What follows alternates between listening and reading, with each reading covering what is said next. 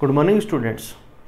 आज अपन देखेंगे moment of inertia of A solid sphere about its diameter. एक ठोस गोले का उसके व्यास के परितः जड़त्व आघूर्ण क्या होगा। तो लिखिए आप, मोमेंट ऑफ इनर्शिया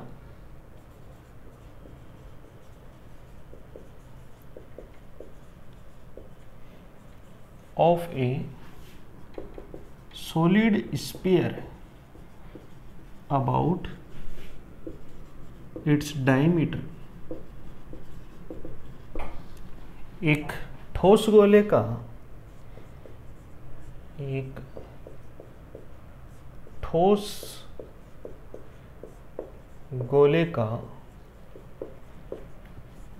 उसके व्यास के परितः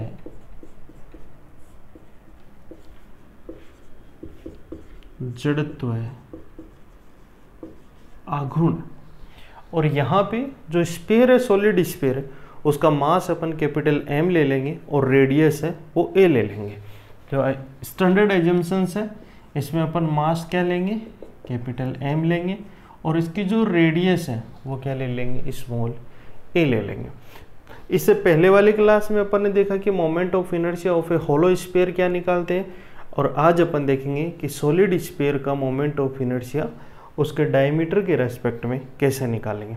तो इसके लिए पहले डायग्राम बनाइए आप, ये तो नोट कर लीजिए, इसको मैं हटा देता हूं। देखिए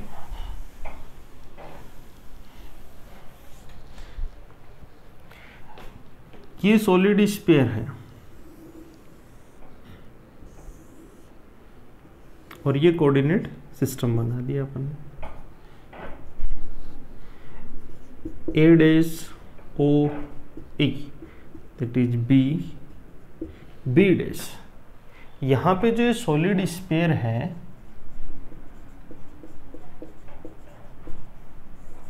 इसका जो मास है वो है कैपिटल M और रेडियस है स्मॉल a। तो देखो ये a हो जाएगा और ये भी क्या हो जाएगा, a हो जाएगा। अब इसका एक एलिमेंट लेते हैं यहाँ पे एक एलिमेंट ले लिया मैंने, और देखो जब भी सॉलिड होता है तो मास पूरे का होगा, खोखला होगा तब तो क्या होगा, एरिया लेते हैं, और अगर सॉलिड है तो वॉल्यूम लेंगे, आयतन लेते हैं। देखिए इसको इससे मिला दीजिए, इसको इससे मिला दीजिए। देखो ये एंगल ले लिया मैंने थीटा, ये यहाँ पे जो एलिमेंट लिया है इसमें यहाँ से ये इसको लिख देता हूँ PQRS।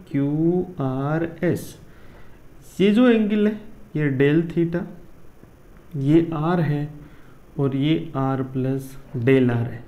ये जो एलिमेंट है इसका जो एरिया है वो है R del theta del R, rectangle type का है। और यहाँ से इस पे एक परपेंडिकुलर डाला, इसको कैपिटल M कर दिया। इस ट्राइंगल को जब मैं बाहर निकालता हूँ तो ये एंगल थीटा, ये R, ये कितना होगा R साइन थीटा, ये P है, ये M है, ये O है। क्लियर है यहाँ तक सारी चीज़ें। ये तो हो गया स्फीयर, ये स्फीयर की रेडियस A हो गई। ये जो अपन ने एलिमेंट लिया यहाँ पे ये क्या हो गई, ये यहाँ पे इसकी रेडियस R ले ली। इसका एरिया है ये लेंथ इंटू विड्थ होगा, लंबाई गुणा चौड़ाई। लंबाई इसकी क्या बनेगी, इसके चाप की लंबाई बनेगी, और चाप की लंबाई होती है एंगल इंटू रेडियस। एंगल कितना है, डेल थीटा, यहाँ पे रेडियस कितनी है R, तो R डेल थीटा इंटू ये जो विड्थ है इसकी, ये कितनी है, डेल R है। तो ये बन जाएगा आपका R del theta del R। अब देखो इधर आप लिखिए मास, मास कितना है इसका, इक्वल टू कैपिटल M और रेडियस स्मॉल a। ठीक है, ये यहाँ पे लिख दिया हमने रेडियस। अब ये जो एलिमेंट लिया है इसके लिए मास पर यूनिट वॉल्यूम चाहिए अपने को। तो स्फीयर का वॉल्यूम क्या होता है, 4/3 पाई a³ a, it means its radius. तो वॉल्यूम क्या होगा, वॉल्यूम यानी आयतन, ये होता है 4/3 पाई ए क्यूब। अब देखिए मास पर यूनिट वॉल्यूम, एकांक या इकाई आयतन का द्रव्यमान। टोटल मास है उसको किससे डिवाइड कर दो, इसके वॉल्यूम से डिवाइड कर दो और ये हो जाएगा 3m/4 पाई ए क्यूब। यहाँ पे देखिए जब भी अपन सॉलिड लेंगे तो वॉल्यूम लेंगे और अगर कोई सरफेस वगैरह लेते हैं तो वहाँ पे एरिया लेते हैं। तो यहाँ पे मास पर यूनिट वॉल्यूम होगा।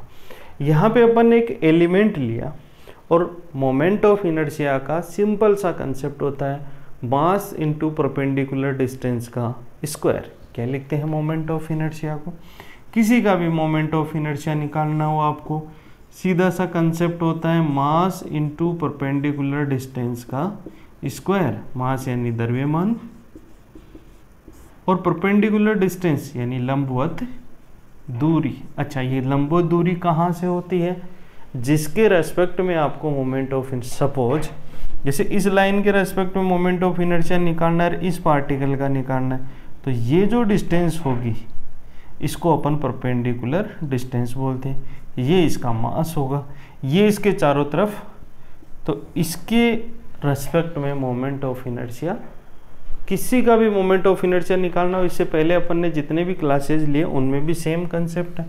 तो यहाँ पे अपने को इस एलिमेंट का मास चाहिए। एलिमेंट का मास कैसा होगा, देखो ये जो अपन ने एलिमेंट लिया है ये एलिमेंट रिंग टाइप में लेंगे, इतना एलिमेंट नहीं लेंगे, एक रिंग टाइप में एलिमेंट लेंगे। अब रिंग टाइप में एलिमेंट देखो ऐसे आएगा, ये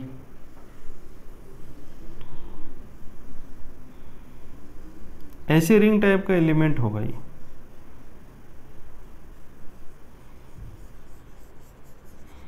ये ऐसे होगा। इसको क्या किया, काट दिया बीच में से और काट के इसको फैला दिया। अब जब अपन ने, और यहाँ पे ये इसकी चौड़ाई रहेगी, तो देखो जब आप काट के इसको फैलाओगे तो आपके पास कुछ इस तरह का ये एलिमेंट बन के आ जाएगा।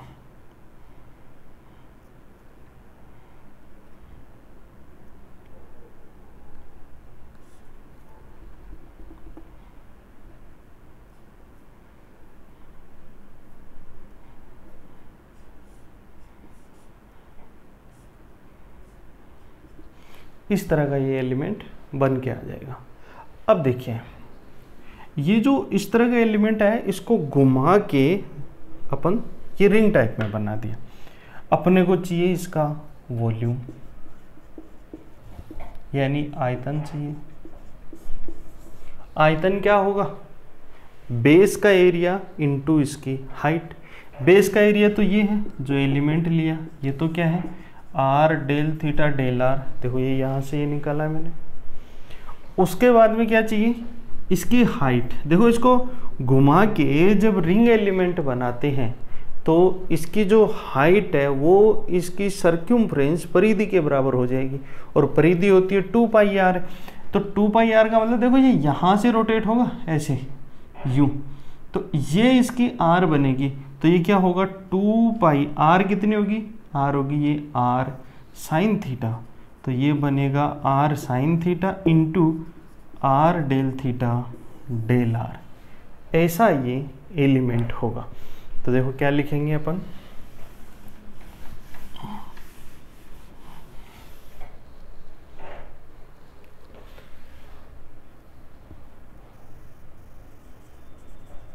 मास ऑफ एलिमेंट रिंग वलय अवयव का द्रव्यमान कितना बनेगा, इसको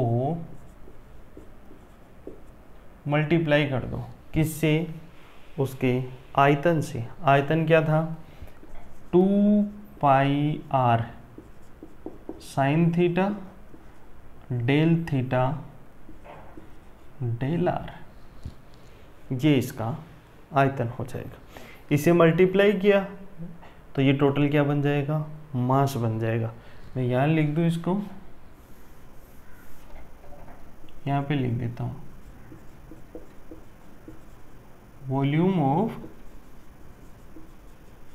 एलिमेंट रिंग कितना आएगा, 2 pi r sine theta r del theta del are, ये बन जाएगा।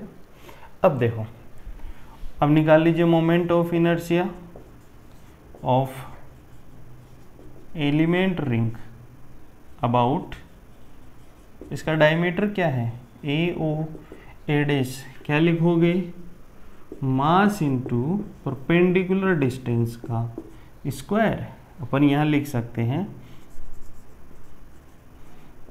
अवयव वलय का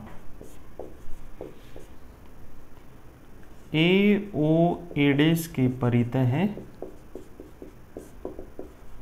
जड़त्व आघूर्ण द्रव्यमान, द्रव्यमान ये रहा 3m/4 pi a cube 2 pi R square sine theta del are. ये आर और आर को क्या लिख दिया मैंने, आर स्क्वायर। ये तो क्या है, खाली मास है, इनटू में परपेंडिकुलर, इसको इधर लिखता हूँ 3m/4 pi a cube 2 pi R square sine theta del R del theta.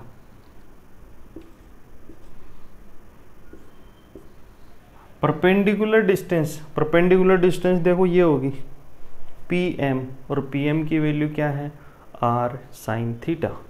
तो यहाँ पे क्या लिख देंगे, आर साइन थीटा का होल स्क्वायर। तो ये तो हुआ एलिमेंट का मोमेंट ऑफ इनर्शिया, इस अवयव वलय का जड़त्व आघूर्ण। और अब अपने को पूरे स्फीयर का निकालना है। स्फीयर का निकालना तो क्या कर देंगे, इसका समाकलन कर देंगे, इंटीग्रेशन कर देंगे। तो क्या लिखेंगे, moment of inertia of solid sphere about A O A dash, ठोस गोले का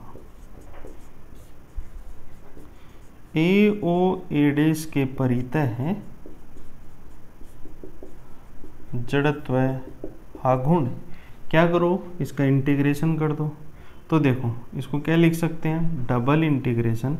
यहाँ पे क्या आ जाएगा, 3m/4 pi a cube 2 pi R square sine theta. तो देखो आर स्क्वायर और आर स्क्वायर ये कितना रह जाएगा, r4 हो जाएगा। Sine theta into sine theta sine square, और ये स्क्वायर और ये साइन है तो ये साइन क्यूब थीटा हो जाएगा। और यहाँ क्या लिख सकते हैं अपन, d theta d r. R की लिमिट कहाँ से कहाँ जाएगी, 0 से a तक जाएगी। तो ये 0 to a तो किसकी लिमिट हो गई, r की, और 0 से पाई लिमिट किसकी हो गई, थीटा की। इसका इंटीग्रेशन कर दो। इसमें जो कांस्टेंट क्वांटिटी है उसको बाहर निकाल लो। तो यहाँ देखो पाई से पाई क्या हो जाएगा, कैंसिल हो जाएगा। ये पाई से पाई कैंसिल हो गया, 2 से 2 को कैंसिल कर दो, और इधर क्या निकल के आ जाएगा आपके पास, यहाँ लिख रहा हूँ मैं, ये हो जाएगा 3m/2a क्यूब। देखो 3m, ये इसे कहता 2a क्यूब। r4 का r के रेस्पेक्ट में इंटीग्रेशन करो तो r5/, तो देखो ये 0 to पाई तो ऐसा का ऐसा रह जाएगा, साइन क्यूब थीटा ऐसा का ऐसा रह जाएगा, और r4 का क्या हो जाएगा, r5/5 0 to a यहाँ रह जाएगा d थीटा। ये a5/5 बाहर आ गया तो ये हो जाएगा 3m/a5/5 बन गया नहीं, upper limit minus lower limit. अब रहेगा यहाँ पे साइन क्यूब। साइन क्यूब का इंटीग्रेशन करना तो इसको साइन स्क्वायर इंटू साइन लिख सकते हैं, और साइन स्क्वायर को तो यहाँ पे देखो 0 से पाई, इधर देखिए साइन क्यूब थीटा, इसको लिखेंगे sign theta sine square theta. Sine theta की जो वैल्यू एज इट रख दो और यहाँ इसको लिख दो 1 माइनस कोस स्क्वायर थीटा, तो इसको लिख सकते हैं 1 minus cos square theta sine theta d theta. अब देखो कोस थीटा को टी ले लो और साइन थीटा डी टी में बदल जाएगा, तो यहाँ पे मैं क्या लिख दूँ, cos theta equal to t, तो sine theta d theta equal to minus d t रख दो इसमें, तो ये क्या बन जाएगा 3m अपॉन ये 2 इंटू 5 10 हो जाएगा, ए क्यूब ए स्क्वायर बन जाएगा क्योंकि क्यूब से ये कैंसिल हो जाएगा, और ये बन जाएगा 1 minus T square D T. ये माइनस डी टी बना, माइनस साइन यहाँ लगा देता हूँ। जब ये 0 हो, कोस 0 की वैल्यू क्या होती है 1, तो यहाँ पे क्या आ जाएगा 1 आ जाएगा, और कोस पाई की वैल्यू क्या बनेगी -1, तो टी क्या रह जाएगा -1 रह जाएगा। अब इसका इंटीग्रेशन कर दो, -3m A square by 10 T minus T Q by 3, और लिमिट लग जाएगी 1 से -1। Upper limit minus lower limit solve करो, -3m, इसको देखो डायरेक्ट आप लिख सकते हो 2/5 ma स्क्वायर आएगा इसका आंसर।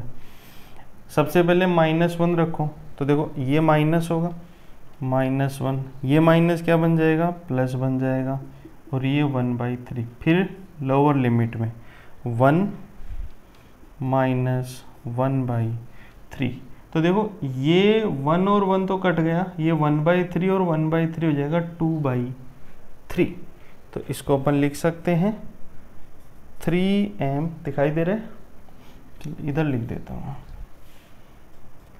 और यहाँ पे माइनस का साइन आएगा, ये -1 रखेंगे और माइनस ये, तो ये कैंसिल होके इसकी वैल्यू जो इधर माइनस में आ रहा था, तो यहाँ पे कोस थीटा का डिफ्रेंशिएशन माइनस साइन थीटा होता है, और यहाँ पे लिमिट 1 से -1, और इसको जब आप सोल्व करोगे तो ये आ जाएगा 2/5 ma स्क्वायर, ये बन जाएगा इसका आंसर। डायरेक्टली आप इसको इंटीग्रेट के लिए यहाँ पे गामा फंक्शन को भी यूज में ले सकते हो।